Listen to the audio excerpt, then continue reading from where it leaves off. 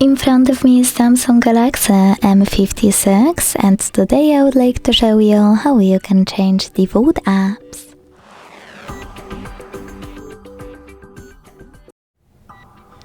Begin by opening Settings and scrolling down to click on Apps over here. Then tap on Choose Default Apps at the top.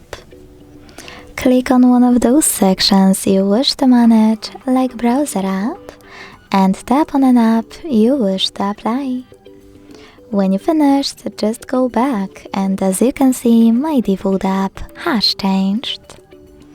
Thanks so much for watching. If you enjoyed this video, don't forget to leave a like, comment and subscribe. Bye!